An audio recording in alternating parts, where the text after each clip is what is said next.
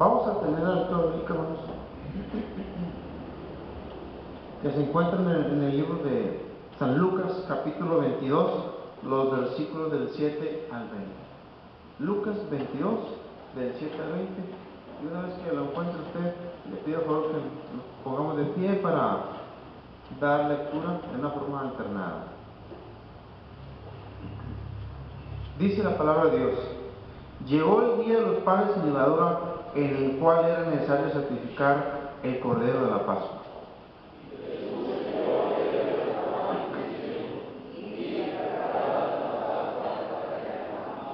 Ellos le dijeron: ¿dónde quieres que la preparemos?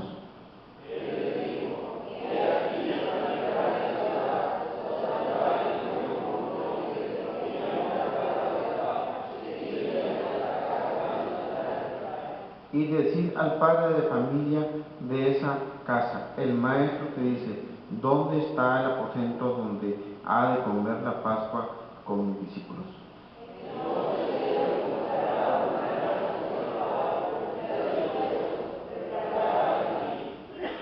Fueron pues y hallaron como les había dicho y prepararon la Pascua.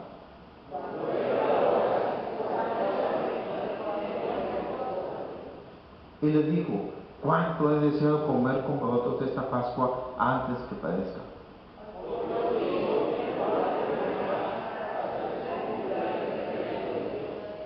Y habiendo tomado la copa, dio gracias y dijo: tomad esto y repartidlo entre vosotros.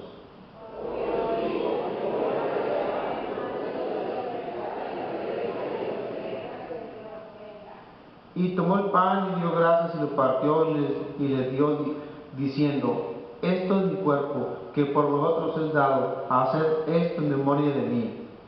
De igual manera, después que hubo cenado, tomó la copa diciendo: esta copa es el nuevo pacto en mi sangre, que por vosotros se derrama. Amén. Dios bendiga la santa palabra, hermanos. Vamos a darle nuevamente el espacio a nuestro pastor para que nos comparta el tema de la mañana, titulado ¿qué significa esto?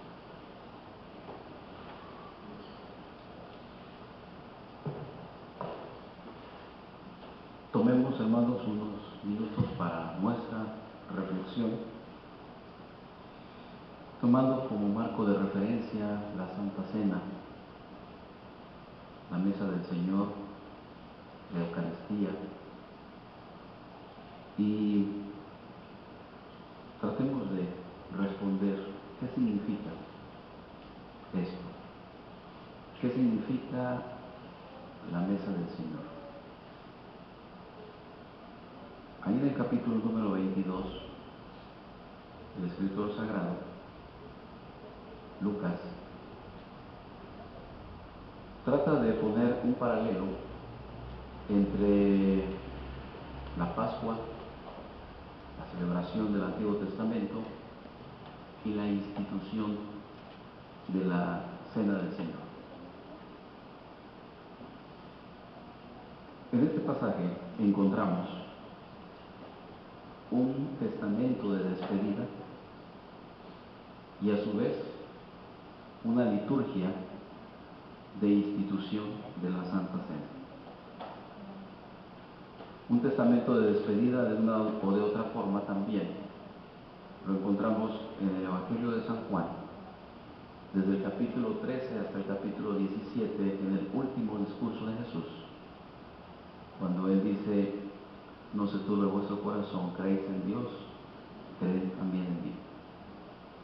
Y San Juan le dedica entonces varios capítulos a la despedida de Jesucristo. La Pascua, también en este contexto del capítulo 22 de Lucas, es un testamento de despedida. Y en el testamento de despedida surge la institución de la Santa Cena. En la comida pascual, en la comida del Antiguo Testamento, era costumbre que el más joven que estaba sentado a la mesa preguntara al menos 4 veces al jefe de familia: ¿Qué significa esto? Era parte de la fiesta, era parte de la tradición al celebrar la Pascua. ¿Qué significa esto? Dicho de otra manera, ¿por qué es esta noche diferente de todas las otras noches?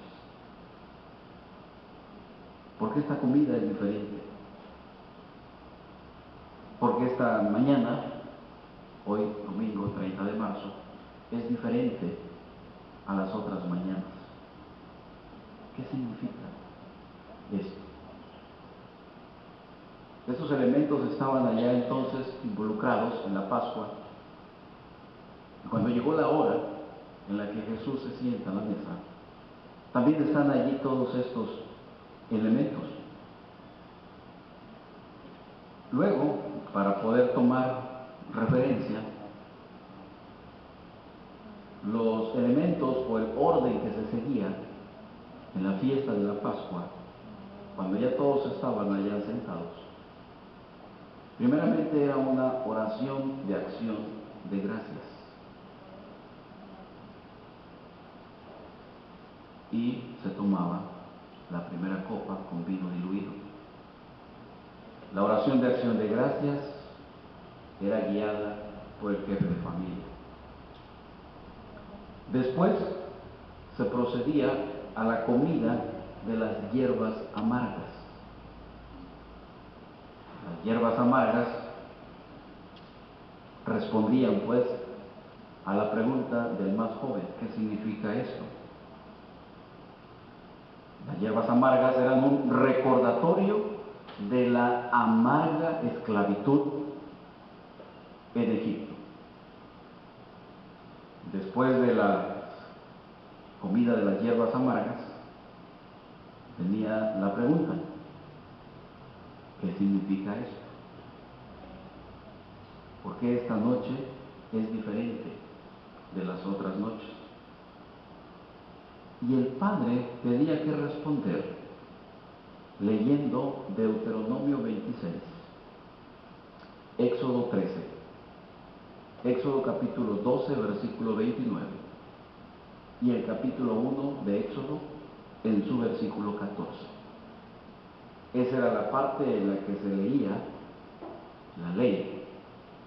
Esa era la parte en la que se podía responder con contexto bíblico y todo esto que significa.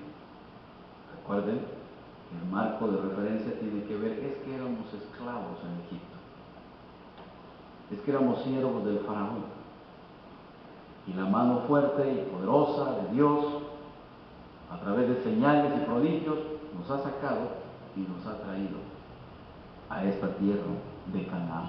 Por eso, esta noche es diferente, porque también está en relación con aquella última noche que pasaron en Egipto antes de la muerte de los primogénitos. ¿Qué sigue después de la pregunta y la respuesta? Se cantaba la primera parte del Salmo número 113 y el Salmo número 114. Se lavaban las manos y tomaban la segunda copa. Después del canto, después de lavarse las manos, procedían a cenar el cordero con panes sin levadura. Y el cordero se hacía en conmemoración de lo que se había ordenado que los antepasados de ellos hicieran en la noche en que el Señor dio muerte a todos los primogénitos de Egipto y dio libertad a su pueblo. El cordero está asociado con libertad. Los panes sin levadura se asocia con la prisa con la que hay que comer esta cena.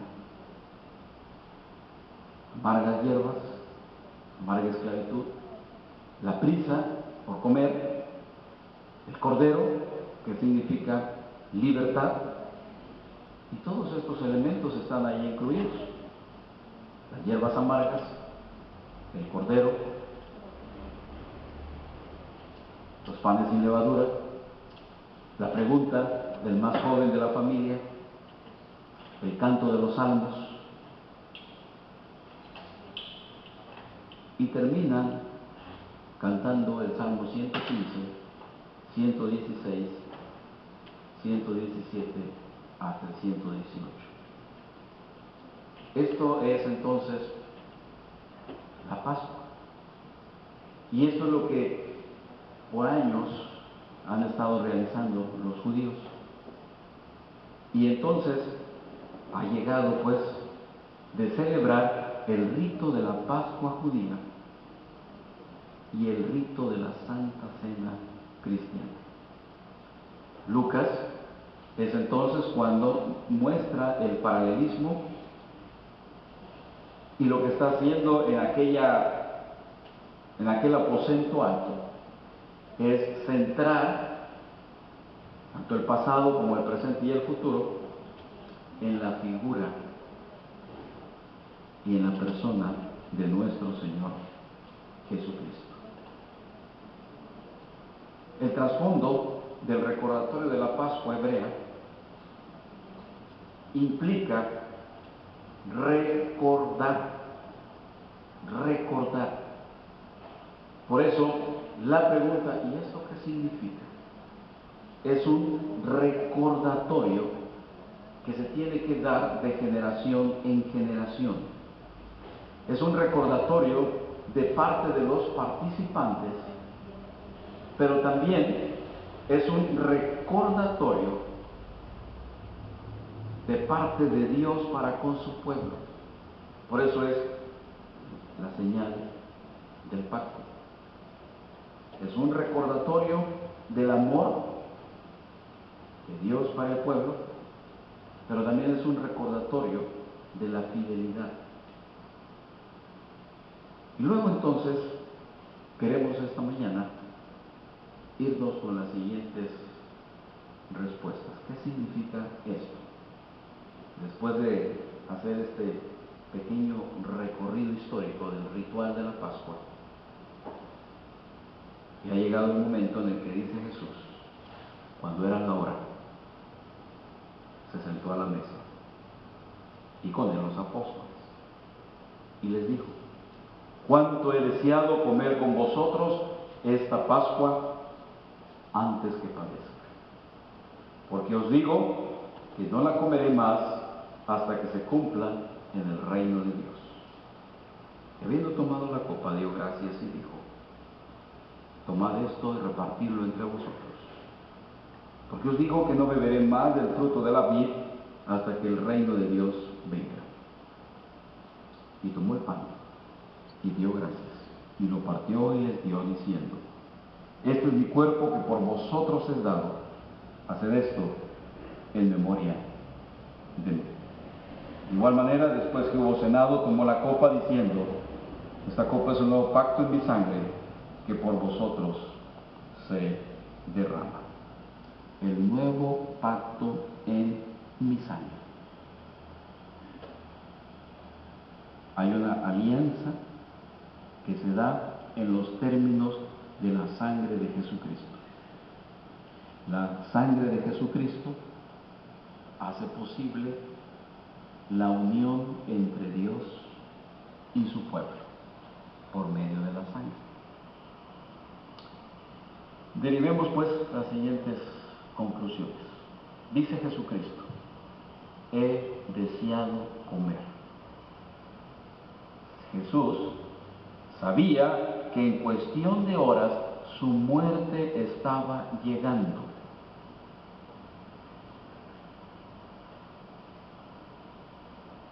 Mi hora ha llegado. Un amor imposible de expresar solamente con palabras. Pensar en el sufrimiento, pensar en la muerte de Jesucristo, lo cual él ya conocía de antemano.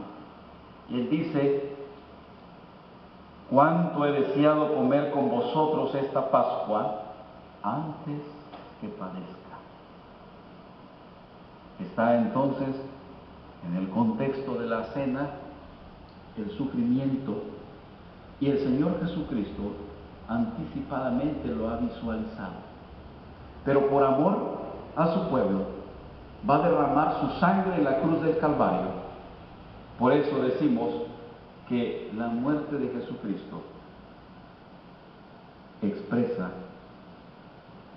su amor por nosotros. ¿Qué significa esto? ¿Por qué esta mañana es diferente a todas las otras? Porque podemos ver la expresión de amor no solamente en palabras, sino con sus acciones, con su vida, con su sangre derramada en la cruz del Calvario, y hoy está presente a través del pan y la copa. ¿Qué significa? El amor y la misericordia de nuestro Dios, imposible de expresarlo solamente con palabras. Pero además, nuestro Señor Jesucristo sabe que el sufrimiento en la cruz no es el fin. Él va a padecer, pero este padecimiento, este sufrimiento, tan solamente es el medio para que sus discípulos alcancen la gloria. Veámoslo entonces. ¿Qué significa esto? ¿Qué significa la muerte de Jesucristo? Es el medio para que usted y yo tengamos perdón y vida eterna. No es el fin, sino que solamente es el medio para que, viendo al Cristo crucificado y resucitado, creyendo en la muerte de Jesucristo y en su sangre que vertió por nosotros, tengamos el perdón y alcancemos la gloria eterna, la vida eterna. ¿Qué significa? ¿Por qué esta mañana es diferente? Porque estamos recordando el medio que hizo posible nuestra redención y nuestra salvación. Pero además, dice el escritor en el versículo 16, os digo que no la comeré más hasta que se cumpla en el reino de Dios. Hasta que se cumpla. ¿Qué está diciendo el Señor Jesucristo? No volveré a comerla hasta que su sentido pleno se cumpla en el cielo nuevo y en la tierra nueva. Hasta que el propósito de la redención, hasta que el resultado pleno de la muerte y resurrección de Jesucristo se cumpla. Estamos hablando entonces de que la liberación completa, total del pueblo, ya no de Egipto, sino de todo pecado y de toda maldad, se haya cumplido en toda su plenitud. Cuando los redimidos finalmente se encuentren gozando la presencia de nuestro Dios, cuando los redimidos sean perfeccionados, cuando la maldad deje de molestarnos, cuando los que ahora están cansados y abatidos estén reposando, participaremos de la mesa de manera plena. Mire entonces, esto es lo que se conoce como el ya y el todavía no. Ya estamos disfrutando de la gracia, ya estamos disfrutando, pero todavía no en su plenitud, todavía no en su totalidad, todavía no en su perfección. Pero la cena del Señor nos garantiza que estaremos con el Señor de manera plena, de manera perfecta, disfrutando, donde ya no hay muerte, ya no hay dolor, ya no hay lágrimas, porque de manera plena estaremos disfrutando la presencia de nuestro Dios. Ahora dice Jesús, hagan esto en memoria de mí. La cena del Señor, entonces, nos recuerda el amor, la gracia de Dios. Es una oportunidad para celebrar y conmemorar su sacrificio, pero además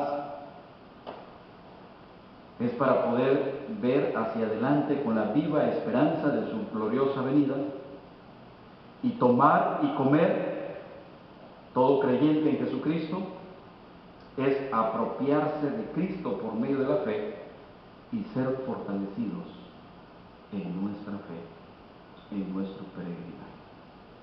Hermanos, acerquémonos entonces a la mesa del Señor con plena certidumbre, con plena fe, con plena convicción de lo que significa el medio para ser salvo. La evidencia con acción de lo que es el amor de Dios. Y por otro lado, número 3, estar conscientes de la plenitud, de la perfección de la vida abundante en la presencia de Dios cuando Él regrese por segunda vez. Os digo que no la comeré más hasta que se cumpla en el reino de Dios. Habiendo tomado la copa, dio gracias y dijo, tomad esto y repartidlo entre vosotros. Que Dios los bendiga en esta mañana. Amén.